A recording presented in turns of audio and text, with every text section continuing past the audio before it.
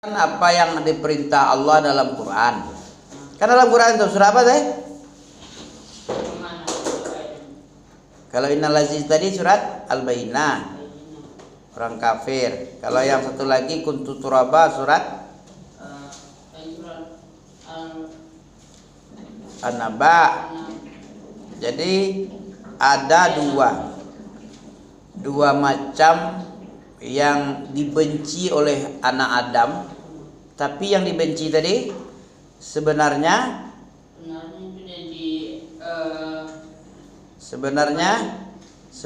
baik untuk dia.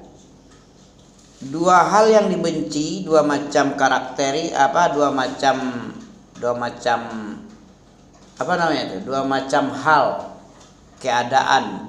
hal keadaan, yang dibenci tapi baik. Apa tulis? Tak tahu kamu kan? Satu baik dia dibencinya keadaan itu, tapi yang dibenci itu adalah sesuatu yang bagus untuknya. Apa itu? Pertama kiri. Kiri yang pertama kali. Yang kedua mati. Kenapa mati dibilang bagus? Mati masa baik, bagus? Karena hidup ini wa ma khalaqtul jinna wal ins illa liya'budun. Apa artinya tuh? Tidak kuciptakan jin dan manusia kecuali tujuannya satu, apa? Beribadah. Ibadah itu yang bagaimana ibadahnya? Asal-asal ibadah kah, atau ada ibadah yang lebih dahsyat, yang lebih baik sekali? Apa ibadah yang paling baik itu? Menjalankan perintah yang paling agung apa? Apa perintah yang paling agung tahu? Perintah Allah yang paling besar. Tidak ada lagi yang lebih besar dari itu. Apa itu? Nggak tahu ya, perintah Allah yang paling agung. Berarti yang cemen-cemen aja yang tahu perintah Allah. Sholat itu masih cemen gitu. Kenapa sholat itu cemen? Karena orang gara-gara sholat kan langsung neraka. Fawailul lil musallin. Nah, ada gara-gara sholat itu karena mungkin lalai dari soal waktu, dari niat kepada Allah, ria dia misalnya, atau tidak dijalankannya rukun-rukun sholat, wajib-wajib sholat, sunnah-sunnah sholat, apalagi macam-macam, sehingga dia sholat tapi sama dengan tidak sholat. Pernah terjadi di zaman sahabat, datang dia mengucap salam sama Nabi, kemudian dia sholat. Kemudian keluar, dibilang sama Nabi, jangan sholat lagi kamu belum sholat sesungguhnya. Selesai lagi, dibilang sama Nabi, sholat lagi kamu, kembali sholat, karena kamu belum sholat. Hakikatnya kamu belum sholat. Sampai 3 kali dibilang sama Nabi kepada dia, saya nggak tahu demi Allah yang mengutusmu wahai Muhammad, demi jiwa, demi zat yang mengutusmu ke alam ini sebagai utusannya, saya tidak tahu lagi bagaimana cara sholatnya. Apa judulnya hadis itu? Judul hadis itu adalah musi'us sholah. Musik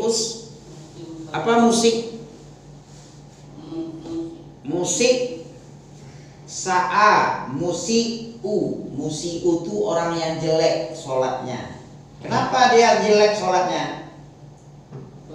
Dia jika sholat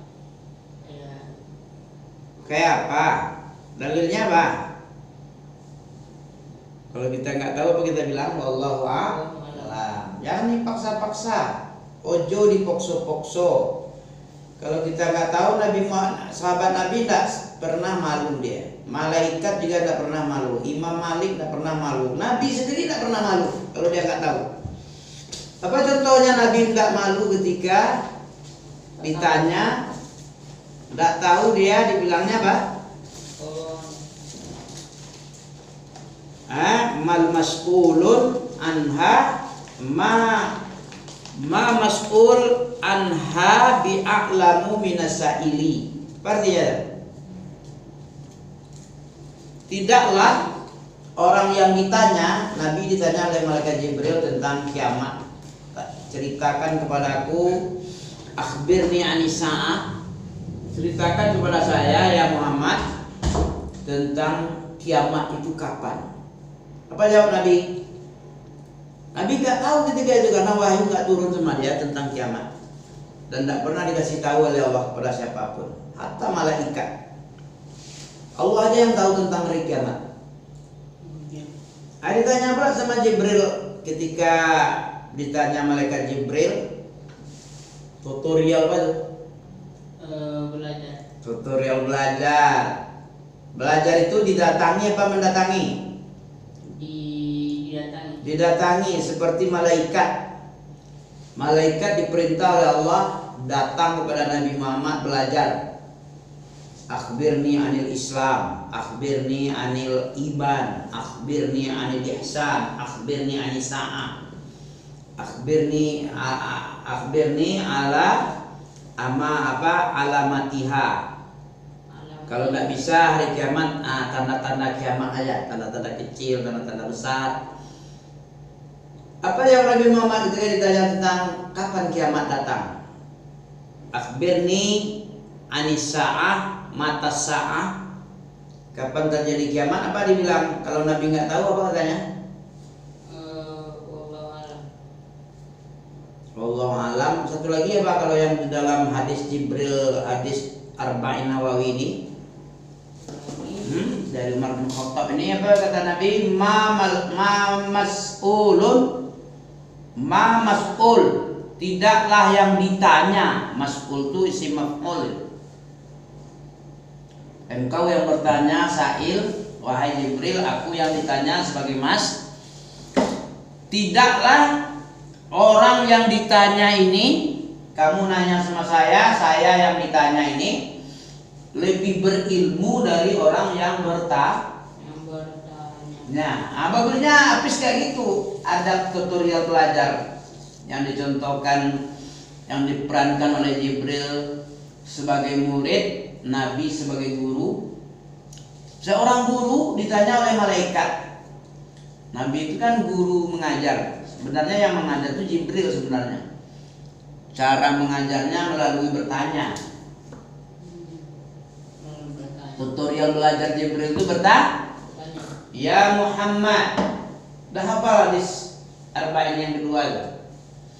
Akhbirni anil Islam. Datang seorang lelaki, ini bukti apa ini? Bukti ilmu itu didatangi, belajar itu datang. Nah, kecuali kemungkinan yang lain boleh juga didatangi dia orang yang belajar. Kayak Ami kan? Karena paginya udah capek ya, nak mungkin lagi ke sana ya. Dan rumah Ami pun udah ada pula tempat belajar. Mana level, mana habis ya?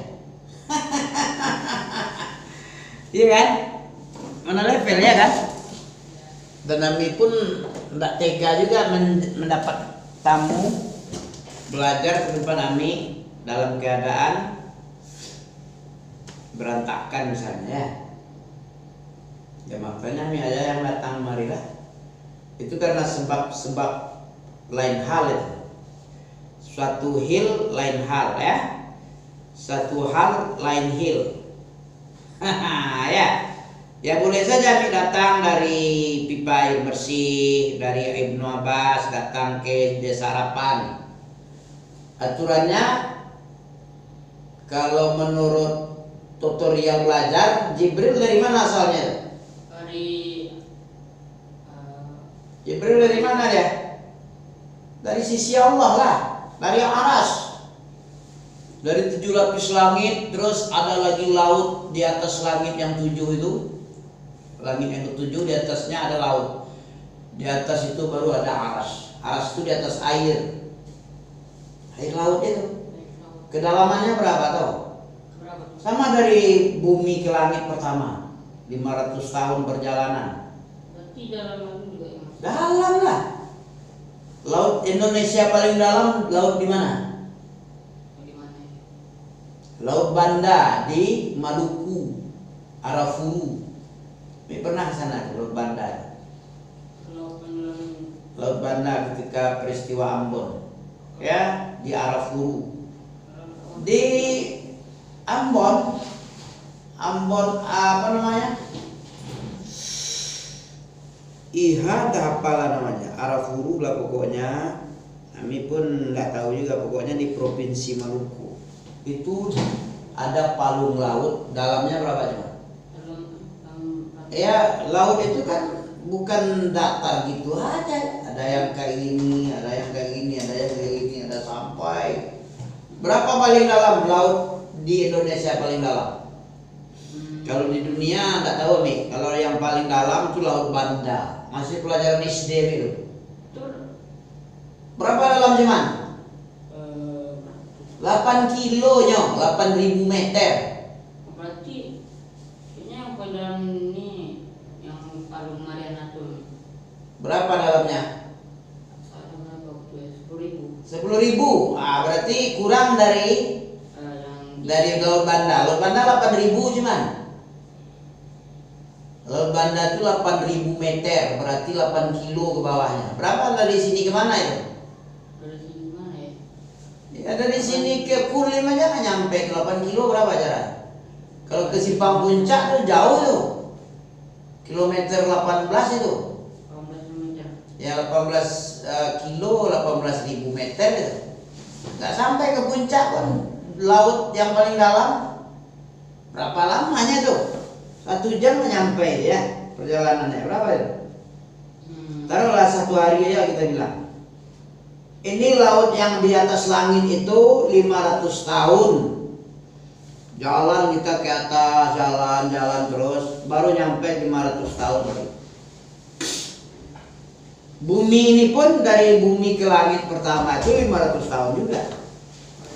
Dari bumi kedua, dari pertama kedua 500 juga. Kedua ketiga 500 juga. 3 keempat juga 500 juga. Sampai ke 7 jadi berapa ribu dia tuh? 3.500 tahun. 3.000. Tambah lagi laut. Jadi 4.000 tahun. Itu dalam satu riwayat itu. Ada riwayat lain berapa lagi? Ta'ujul malaikatu waruhu ilaihi khamsina alfasanah. Itu berapa tahun? Fi yaumin kana miqdaruhu itu berapa itu?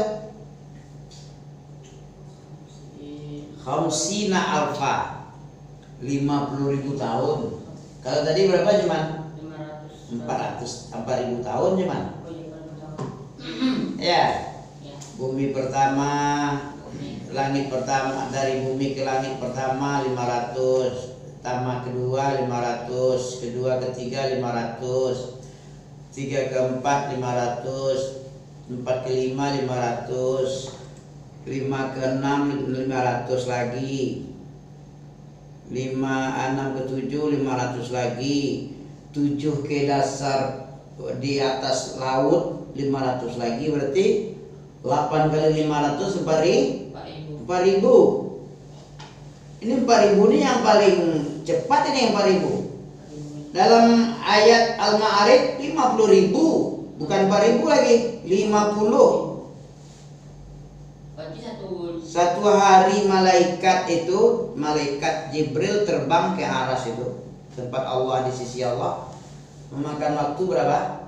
Naik dari bumi sampai ke Aras itu. Kana miqdaruhu khamsina alfasanah. Coba baca itu surah Al-Ma'arij ayat 7 itu. Ayat 7 apa 8 itu? Nah, riwayat satu lagi bilang berapa lama? Ya, ta'rujul malaikat yang naik ke Aras, ke atas Allah, ke hadirat Allah, naik ke atas. Allah itu berada di atas. Ta'ruju itu artinya araja, itu artinya naik gitu. Naik. Makanya Isra Mi'raj, tahu? Isra Mi'raj apa artinya? Perjalanan Nabi dari Masjidil Aqsa ke Arash, berarti naik. Asra bi 'abdihi lailan minal Masjidil Haram ilal Masjidil Aqsa. Terus dari Masjidil Aqsa ke Muntaha. Nah, naik. Si Pak Tomat bilang apa katanya? Allah itu bukan di atas, tapi di mana-mana. Kalau gitu Nabi Isa jumpa dong, karena dia tidak naik ke langit, nggak diangkat oleh Allah. Kemana Nabi Isa? Di Spanyol, di Amerika mungkin, karena di mana-mana Allah. Dia ditarik Allah ke atas, ke sisinya. Barrafa'ahullah dalam hafalan siapa itu? Si Noval. Ya, surah An-Nisa ayat 173. Kayak gitu. Ayat 170. Nabi Isa itu hanya diangkat oleh Allah ke langit. Kalau Allah di langit berarti berada di langit, nggak nampak sama manusia. Kalau Allah di mana-mana berarti Nabi Isa nggak perlu ke langit, dia ngapain dia? Ya, dia angkat barafa'ahullahu ilaihi. Bahkan Nabi Isa itu diangkat oleh Allah ke atasnya, ke hadiratnya. Allah berada di aras, makanya Nabi Isa nggak pernah jumpa di bumi, karena dia nggak di bumi oleh Allah itu, nggak di mana-mana Allah itu, tapi di atas langit, sehingga kita nggak jumpa dengan Nabi Isa yang sudah diistirahatkan, dia diangkat karena dikejar oleh Yahudi untuk dibunuh. Jadi yang dibunuh di tiang salib Nabi Isa asli atau Nabi Isa palsu? Yang digantung-gantung di salib itu Nabi Isa apa itu? Yesus itu Yesus asli apa Yesus palsu? Jangan digantung. Di kayu salib di gereja kan banyak itu. Ya. Asli Nabi Isa-nya putra Maryam, Bunda Maria, atau Nabi Isa palsu yang diserupakan? Wa qaulihim inna qatalnal Masih ibn Maryam wa ma qataluhu wa ma salabuhu. Mereka berkata, mendakwai, mengaku bahwa dia membunuh Nabi. Tidaklah dia membunuh, tidak pula dia wa ma qataluhu wa ma salabuhu walakin subbiha lahum. Nah, tapi yang mereka bunuh dan mereka salib itu adalah Nabi Isa yang paling. Ya, subbihalahum yang diserupakan dengan wajah Nabi Isa, diserupakan dia. Berarti Nabi Isa palsu yang dibunuh, bukan asli. Wa ma qataluhu yakinan. Mereka itu membunuh dalam keadaan tidak yakin, ya, syak. Fi syakkin min. Mereka membunuh dalam keadaan ragu-ragu, betul apa enggak dia nih? Kayaknya mirip-mirip ya. Rasanya enggak ini yang kita cari itu. Ya betul, bukan Nabi Isa yang dia dapat itu, tapi yang diserupakan dengan Nabi Isa. Nabi Isa nya diangkat oleh Allah ke langit. Itulah. Jadi apa tadi? Dua hal yang dibenci tadi? Miskin. Kenapa miskin itu dibenci tapi baik? Karena dia Akibatnya pertama karena dia tidak banyak tugasnya. tanya-tanya. Tidak banyak ditanya-tanya. Apa yang mau ditanya? Duit nggak ada. Kayak ini apa yang mau ditanya nih? Dari mana duitmu yang sekian miliar? Miliar apa? 1 juta aja nggak ada. Yang 1 juta sekarang, 100.000 aja nggak ada sekarang. Apa yang mau ditanya? Dari mana duitmu yang 100.000? Nggak ada duit 100.000 kok. Kemana kamu belanja? Nggak ada duit aja kok dibelanjain. Apa yang belanja? Dikasih kue yang ada. Apa yang belanja? Kalau ada duit baru belanja kita. Adapun duit untuk beli minyak misalnya kan. Ya untuk beli minyak tadi. Ada dari 10.000 belikan minyak. Beli makanan nggak ada, beli makanan pakai apa? Pakai daun. Bisa beli makanan pakai daun. Enggak. Perut lapar, duit nggak ada. Apa carinya? Ya sabar lah. Kalau sabar dapat dosa apa dapat pahala? Pahala. Apa dalilnya? Sabar.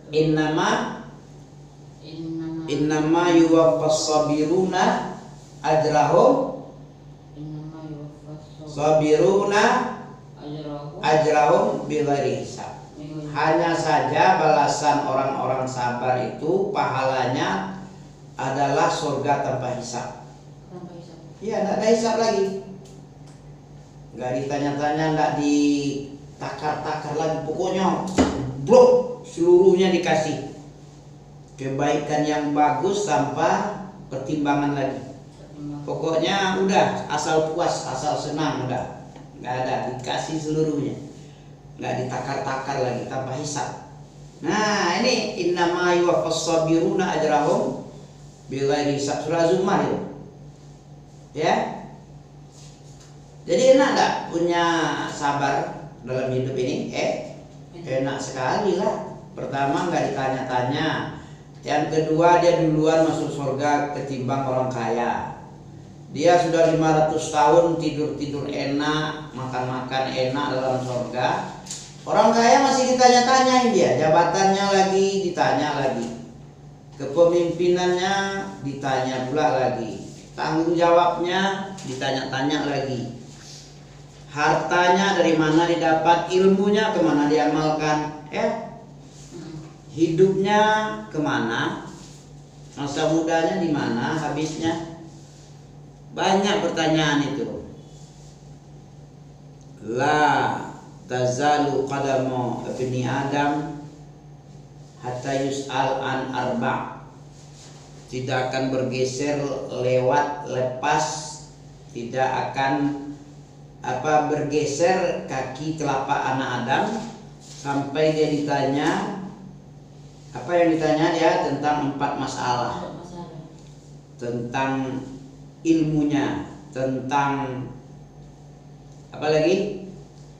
Ilmunya ditanya, hidupnya kemana, masa mudanya di mana, habisnya, kemudian hartanya dari mana didapat, kemana dibelanjakan. 2 pertanyaan tentang harta.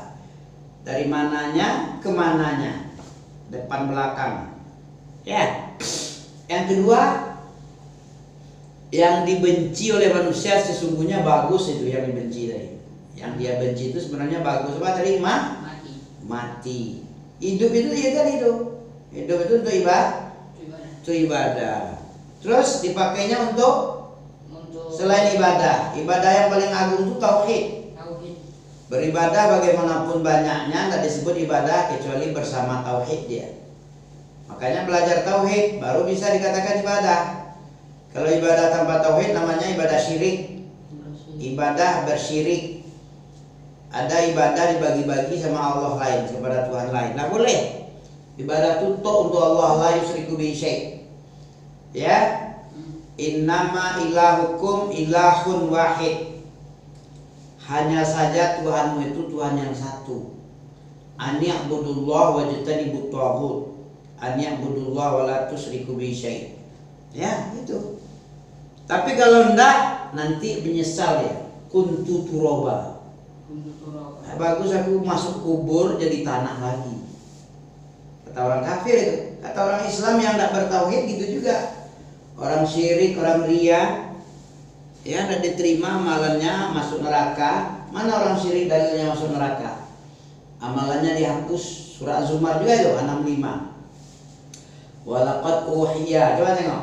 Orang beriman tapi bersyirik, beribadah, membagi-bagi ibadah, ada Tuhan lain selain Allah sama dia.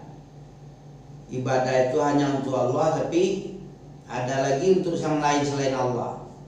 Itu yang disebut syirik. Memalingkan salah satu ibadah yang merupakan hak Allah kepada selain Allah. Entah kepada hawanya dipalingkannya, ditaatinya hawanya, ditaatinya dunia, ditaati kepala bagian yang menyelisih Allah. Allah begini kata Allah, dia begitu kata kepala bagian, diikuti pula. Kayak orang Kristen, dihalalkan oleh Allah ini, diharamkan oleh pendetanya, ya ikut haram pula sama dia. Diharamkan oleh Allah, dihalalkan oleh pendetanya. Apa contohnya? Allah mengharamkan makan babi misalnya, kata pendeta nggak apa-apa. Allah mengharamkan Allah itu beranak, dikatakan Allah beranak. Dia dikatakannya Tuhan itu bukan Allah tapi Yesus. Allah itu Yesus, Yesus itu Allah. Ya, Allah itu menjadi daging, jadi daging. Ya, jadi daging manusia, itulah Yesus. Menjelma jadi firman, firman itu menjadi daging. Nah, daging itu yang sembahnya, yang disalibnya itu. Kan diagung-agungkannya itu. Sebenarnya nggak ada yang berhak yang diagungkan. Diagungkan itu hanya Allah saja. Jangan dibilang Allah jadi daging. Ya, menjelma jadi manusia. Boleh dikatakan manusia menjelma? Nggak boleh. Nah, kata Allah, siapa yang wala in asyrakta kepada Allah, kata Allah kepada Nabi Muhammad, layah batonna maluka, layah batonna maluk, akan dihapuslah amalanmu, wala takunanna minal khasirin, dan kamu akan termasuk orang rugi. Coba baca tadi surah Ali Imran ayat berapa tadi? Surah apa? Enggak, gini, hafalan 2 ayatnya belum lagi. Hafalan 2 ayat. Kalau Az-Zumar tadi ayat 65 itu, walaqad uhiya ilaika wa ilal ladzina min qablika la in asyrakta la yahbatanna amaluka wa la takunanna minal khasirin. Sungguh telah kami wahyukan kepada engkau Muhammad, dan kami wahyukan juga kepada nabi-nabi sebelum engkau. Apa wahyunya? Adalah peringatan keras dari syirik. La in asyrakta, kalau kamu berbuat syirik, membagi-bagi ibadah kepada selain Allah, ya, dipalingkan hak Allah berupa ibadah kepada selain Allah, dianggap pula itu berhak mendapatkan ibadah, peribadatan ketaatan misalnya. Layah batonna maluka, sungguh-sungguh akan kami hapus. Layah batonna maluk, sungguh-sungguh amalanmu akan dihilangkan, dihapus, ditolak. Wala takunanna minal khasirin, dan sungguh-sungguh kamu nanti di akhirat nanti termasuk orang yang rugi. Rugi kenapa rugi? Karena ruginya kenapa rugi? Di akhirat pun dia rugi. Allah alam apa betul? Bisa menjawab? Kenapa orang syirik itu rugi? Di akhirat amalannya sudah dihapus, nggak diterima. Kemudian setelah dihapus nggak diterima, dia rugi. Ruginya kenapa? Wala takunanna minal khasirin, sungguh-sungguh kamu akan termasuk golongan orang rugi. Kenapa rugi? Karena dia orang masuk surga, dia masuk neraka. Rugi itu karena masuk neraka. Orang syirik masa masuk surga? Amalannya sudah dihapus. Sudah dihapus. Sungguh-sungguh dia akan masuk neraka. Tengok surah Az-Zumar 65 nanti ya. Tengok ada di situ. Layah batonna maluka wala takunanna minal khasirin. Rugi. Orang enak-enak makan anggur, makan ruman, ya, makan sungai madu, sungai susu, sungai khomar ada di dalam, dipan-dipan, bantal-bantal terbentang, gelas-gelas kaca dibentangkan, yutafu alaihim bi'aniyatin min fiddatin wa aqwa. Surah apa itu? Yutafu alaihim, diedarkan, ditawafkan, dikelilingkan dia dengan bi'aniyah, dengan aniyah. Apa aniyah tuh? Tempat-tempat cerek.